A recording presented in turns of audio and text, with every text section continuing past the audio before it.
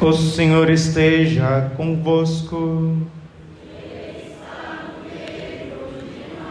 Proclamação do Evangelho de Jesus Cristo segundo Lucas.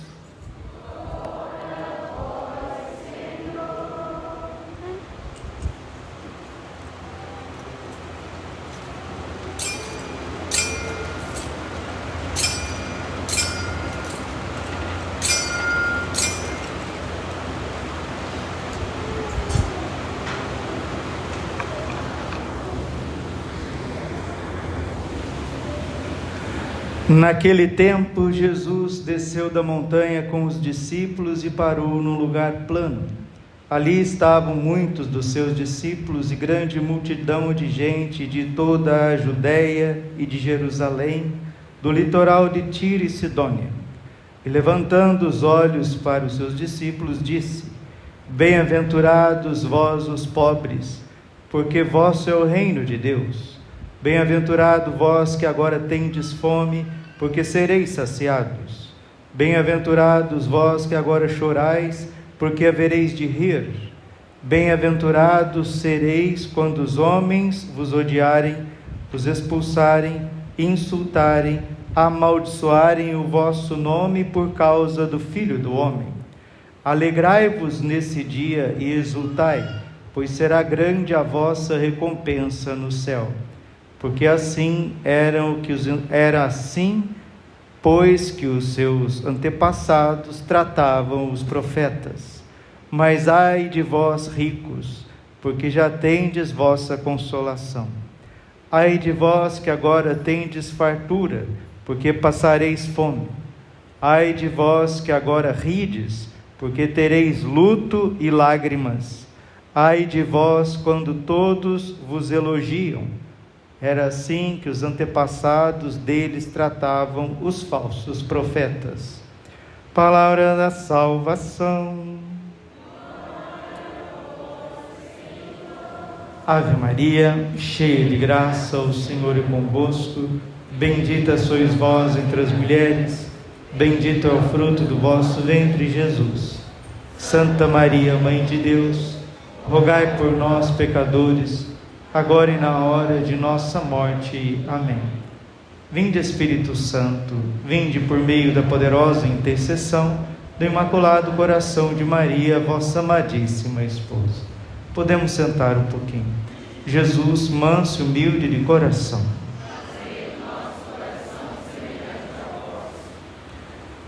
Neste domingo, o Senhor quer falar conosco a respeito da confiança. Padre, o que é a confiança? É você se abandonar em Deus. Santo Agostinho, ele diz assim: aquele que confia demais em si mesmo é pior do que o demônio.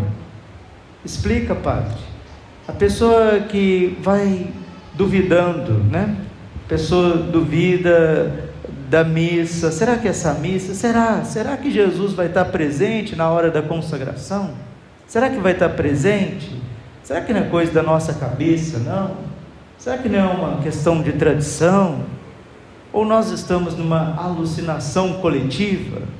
Será que Jesus realmente de Nazaré, ele nasceu de uma virgem, sem a concepção de homem? Aquele menininho de verdade cresceu, se tornou um grande rabi, um grande mestre, Senhor na Galileia, na Judéia?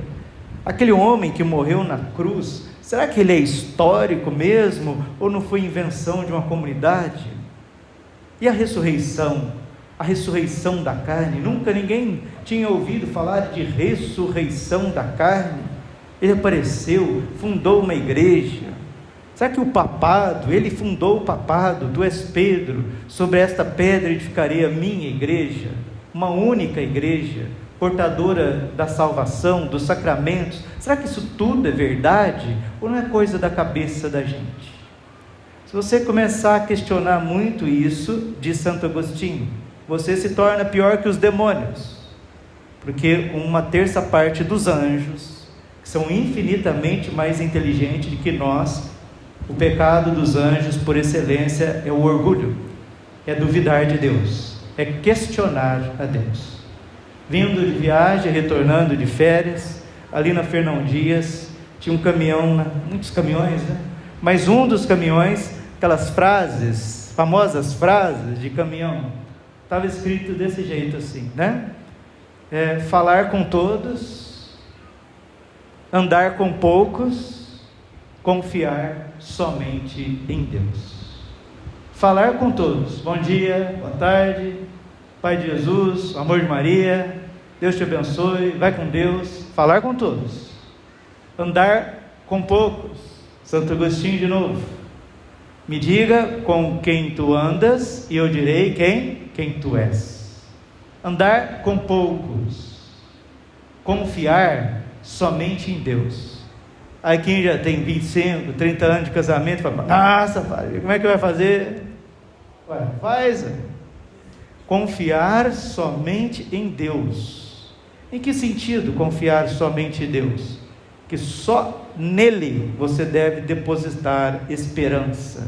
E aqui eu estou falando para os casais, né? Aqueles que já têm 25, 30 anos, 35 anos de casamento bem vivido, pode encher a boca assim com alegria no Senhor, dizer: graças a Deus eu nunca traí o meu marido, graças a Deus eu nunca traí a minha esposa.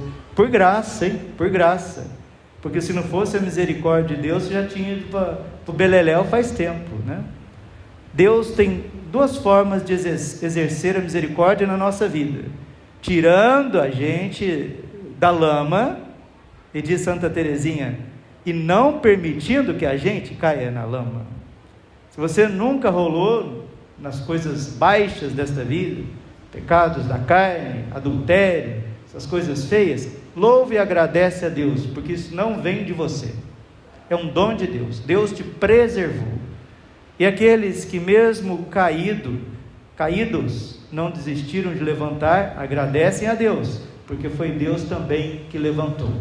De uma forma ou outra, todos nós somos salvos pela misericórdia.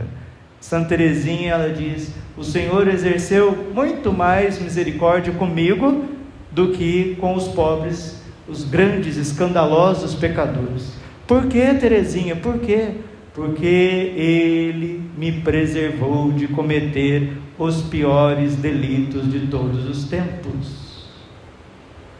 Não tem pecado que o homem não cometeria, ensina de novo Santo Agostinho, se Deus não o preservasse com a sua graça. Confiar somente em Deus quer dizer que a sua esposa, mesmo não te traindo, o teu esposo, mesmo não te traindo, os teus filhos, mesmo não sendo desaforados com a senhora, com o Senhor, vocês, mesmo respeitando a minha figura de sacerdote, vocês vão me decepcionar. As pessoas vão nos decepcionar. Mas eu encho os pulmões, mesmo com dor de garganta, eu digo para vocês: Deus jamais irá te decepcionar.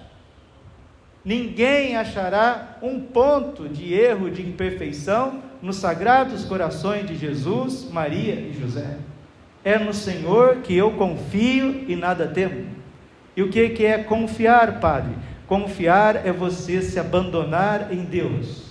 O Papa Bento XVI diz que a raiz de toda a ansiedade é confiar demais, é colocar em nós mesmos as nossas preocupações. Que o princípio da paz é entregar tudo nas mãos de Deus. Sabe a frase de caminhão: conversar, cumprimentar a todos, andar com poucos, confiar somente em Deus. É no Senhor que eu confio e nada temo. Não é à toa que uma das maiores aparições de todos os tempos, Jesus Cristo, a Santa Faustina Kowalska, né, o quadro de Jesus misericordioso, o que está escrito debaixo do quadro de Jesus misericordioso? Jesus, está fraco, Jesus, mais uma vez, Jesus, eu confio em vós. Jesu ufam tobie, em polonês, ufam tobie, confio em vós. Jesu ufam tobie, eu confio em vós. eu quero dizer uma coisa para vocês aqui, de forma muito inspirada, muito inspirada. Se você não tem ainda o quadro de Jesus misericordioso na sua casa, a partir de hoje, a partir desta homilia, desta missa, não fique sem o quadro de Jesus misericordioso. Sabe por quê? Porque ele pediu para Santa Faustina ir atrás de um pintor para que fizesse a imagem da sua divina misericórdia e que ela fosse exposta em todos os lugares. E Jesus queria que o quadro dele, da divina misericórdia, fosse exposto nas igrejas e nas casas.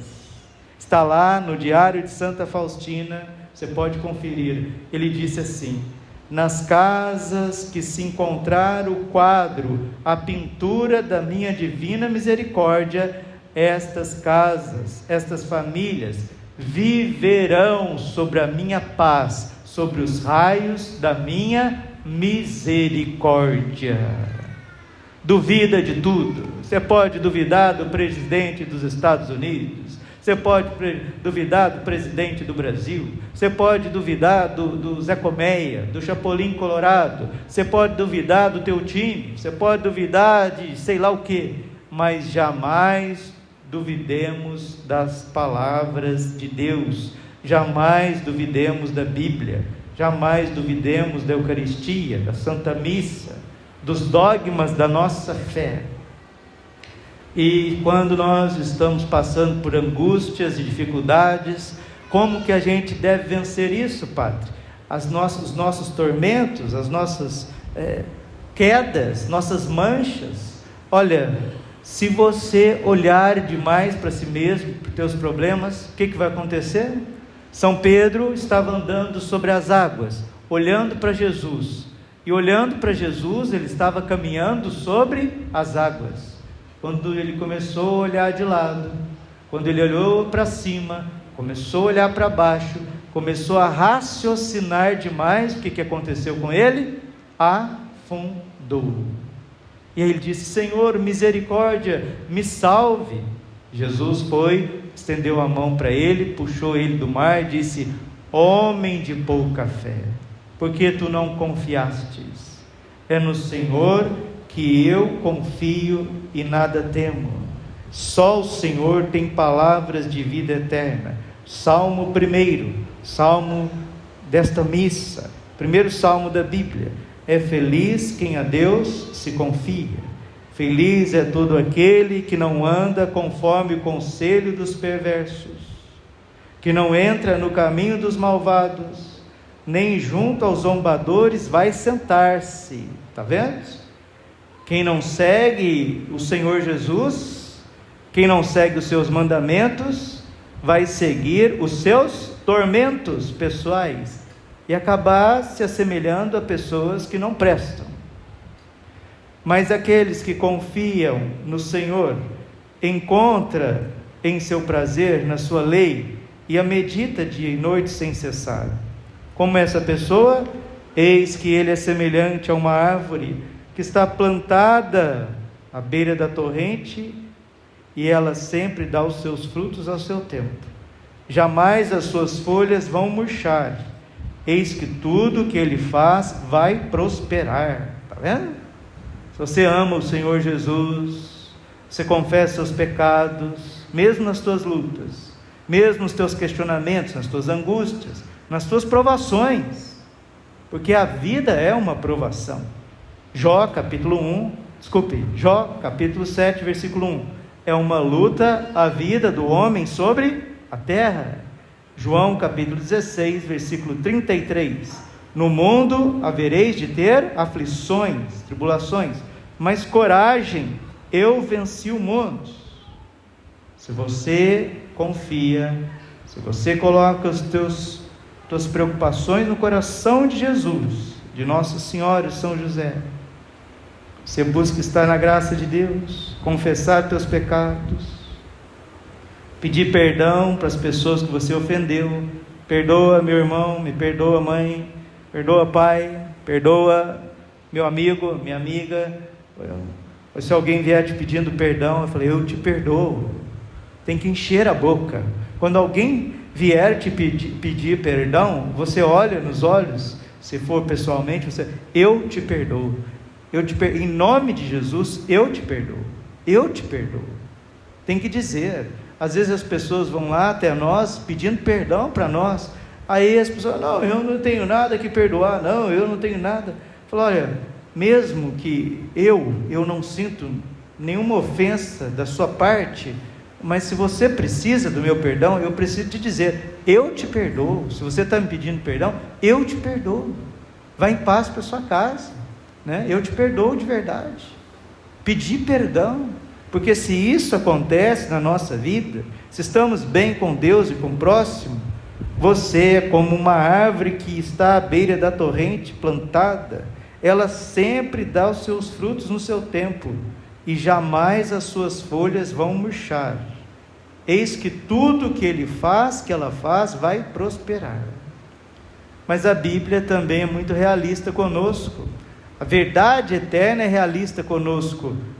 Você acha que as pessoas que estão aí matando, roubando, mentindo, prostituindo, querendo puxar o tapete dos outros, falando das pessoas nas costas, esse horrível pecado de ficar falando da vida alheia, de ficar comentando da vida alheia, e a gente acha que isso não é pecado, a gente acha que simplesmente é uma conversa, mas é um mandamento: não levantar falso testemunho, bater no peito, porque muitas vezes a gente fala o que não deve e escuta muito menos o que deveria, e pior, sai espalhando, meu Deus do céu. Isso é maldade, isso não é conforme a caridade, isso não salva, isso não edifica a tua vida e a dos outros.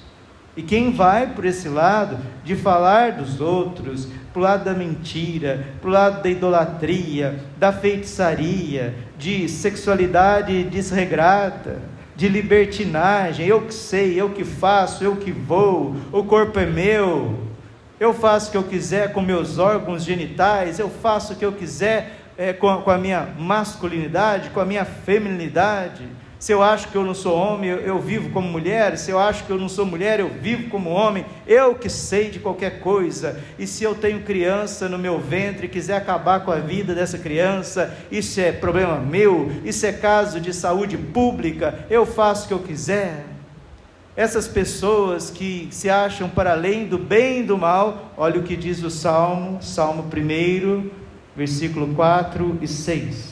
Mas bem outra é a sorte dos perversos, ao contrário, são iguais à palha seca, espalhada e dispersada pelo vento, pois Deus vigia o caminho dos eleitos. Eleitos ao que, Padre? Eleitos à felicidade eterna, eleitos à ressurreição gloriosa, eleitos a ter um bom casamento, ter uma boa família, eleitos a ser bons sacerdotes, bons religiosos, homens e mulheres de Deus, jovens puros, castos, felizes, eleitos na misericórdia de Deus, pois Deus vigia o caminho dos eleitos, mas a estrada dos malvados leva à morte. Romanos capítulo 6, versículo 23. O salário do pecado é a morte. Vamos repetir? O salário do pecado é a morte do casamento, a morte de uma consciência tranquila, a morte de boas relações, a morte de poder prosperar de verdade nos estudos, no trabalho, a morte de uma comunidade, a morte de uma vocação. O salário, a consequência do pecado é a autodestruição. Nós não fomos criados por Deus para viver no pecado. Nós não fomos criados para a infelicidade. Por isso que Jesus está dizendo no sermão da planície: bem-aventurados, felizes os humildes, felizes aqueles que creem, felizes os misericordiosos, felizes aqueles que perdoam, os mansos, felizes aqueles que compreendem, aqueles que promovem a paz. E aí você se abandona em Deus e vai dormir, colocar a cabeça no travesseiro com tranquilidade. É na paz do Senhor que eu repouso. É na misericórdia de Deus que eu vou dormir, que eu vou acordar no outro dia cheio do Espírito Santo. Porque nós, queridos, amados, termino, nós já estamos na eternidade. Que isso, padre? O senhor está falando uma heresia? Não. O tempo está dentro do eterno. É como se nós estivéssemos dentro da barriga da nossa mãe. Nós vivemos alguns meses na barriga da nossa mãe, depois nós viemos para o ventre da terra, né? Hoje nós estamos na terra, no planeta Terra. Daqui um pouquinho vai acontecer o nosso parto. Quando será o parto, padre? Quando que nós seremos transladados desse mundo? No dia da nossa morte. Por isso que São Paulo está dizendo na segunda leitura da missa de hoje, 1 Coríntios capítulo 15, versículo 19: se é só para esta vida que nós colocamos a nossa confiança, nossa esperança em Cristo, somos de todos os homens os mais dignos de lástima. Somos de todas as pessoas os mais coitadinhos, os mais bobinhos, os mais boca aberta. É isso que São Paulo está dizendo. Porque você abre aí os Instagrams, você abre o YouTube, você vai vendo os fazendões dos ricaços, né? Você abre aí, você vê aquelas mulheres, modelos, jogadores, vivendo na Europa, e vivendo em iates, e parece que são tão felizes, e moram nessas mansões, e nós aí pegando ônibus, nós fazendo de dia para comer de noite. Nós vivemos muitas vezes dificuldades de todas as ordens, e Jesus está olhando para a aflição desta gente, de toda a gente pequena, pobre, que confia nele, que busca ele, e está dizendo: vocês são destinados à eternidade feliz, e já aqui na terra eu cuido de vocês. Mas ai de vós ricos, que agora ris, deveis chorar. Ai de vós que agora comeis, ireis passar fome. Porque Jesus está falando qual que é a consequência de uma vida orgulhosa, de uma vida na maldade e no pecado. A consequência de uma eternidade sem Ele, na convivência e na tortura dos demônios no inferno. Então, queridos, termino. Não sei o que você está passando, não sei qual que é o seu grau de angústia, de tristeza, teu grau de ansiedade, não sei. As suas expectativas, suas frustrações, suas carências, não sei. Mas uma coisa é certa: não calcule o seu estado emocional, não calcule a sua fé, se ela é tão pequenininha quanto um grão de mostarda, mas lança-se em Deus. Aprenda a adorar o Santíssimo, procura Jesus na Eucaristia, procura fazer um pouquinho de silêncio, de adoração durante a semana, reza bem o teu terço, quando você for na missa, comunga Jesus, sempre está de graça. A igreja é portadora da verdade, e não vai ter ninguém que vai desabonar a santidade da igreja católica, não, porque ela é muito mais que os seus pecados e que o meu, e é por isso que nós estamos aqui. Então vamos louvar, bendizer a Deus nosso Senhor, que Ele, Jesus Cristo de Nazaré, meu Senhor e Salvador, Ele jamais vai me decepcionar. Coloca isso no teu coração, na tua mente. João capítulo 6, versículo 37, todo aquele que o Pai me der, virá a mim, e todo aquele que vem a mim, eu não o lançarei fora. Jesus não te rejeita, Jesus não te deixa na fossa, Jesus não te deixa na solidão, Ele te levanta. Ama o teu Deus, Ele é perfeito. As pessoas, elas têm um pé atrás com o clero, elas têm um pé atrás com a igreja, com a história da igreja, mas elas não sabem superar tudo isso com atos de fé, atos de esperança e de caridade. Nós vivemos de fé, esperança e caridade, nós não vivemos de historicismo, nós não vivemos de racionalismo, de criticismo. Meu Deus, o que é isso? Senão você vai achar pelo em ovo e chifre em cabeça de cavalo. Isso não é a religião, isso não é a fé bíblica, isso não é a liturgia, não é a proposta que Deus tem para nós. Vamos louvar a Deus, porque Ele nos deu fé, mas dizer com São Tomé: meu Senhor e meu Deus, eu creio, mas aumentai a minha fé. Glória ao Pai, ao Filho e ao Espírito Santo, como era no princípio, agora e sempre, por todos os séculos dos séculos. Amém. Coração imaculado de Maria, confiança, saúde e vitória. Com alegria, vamos ficar em pé e professar a nossa fé. Mais de 2000 anos, gerações viveram, nasceram, viveram e morreram na fé dos apóstolos, na fé apostólica, na fé da igreja. E assim também seremos nós. Nós vamos passar. A igreja continua, a missa continua, a confissão continua. Não tem herege, não tem cismático, não tem apóstata que destrua esta beleza que Deus fundou no seu Filho, no sacrifício da cruz e no seu preciosíssimo sangue. Creio em Deus Pai Todo-Poderoso, Criador do céu e da terra, e em Jesus Cristo, seu único Filho, nosso Senhor, que foi concebido pelo poder do Espírito Santo, nasceu da Virgem Maria, padeceu sobre Pôncio Pilatos, foi crucificado, morto, sepultado, desceu à mansão dos mortos, ressuscitou o terceiro dia, subiu aos céus, está sentado à direita de Deus Pai Todo-Poderoso, de onde há de vir a julgar os vivos e os mortos.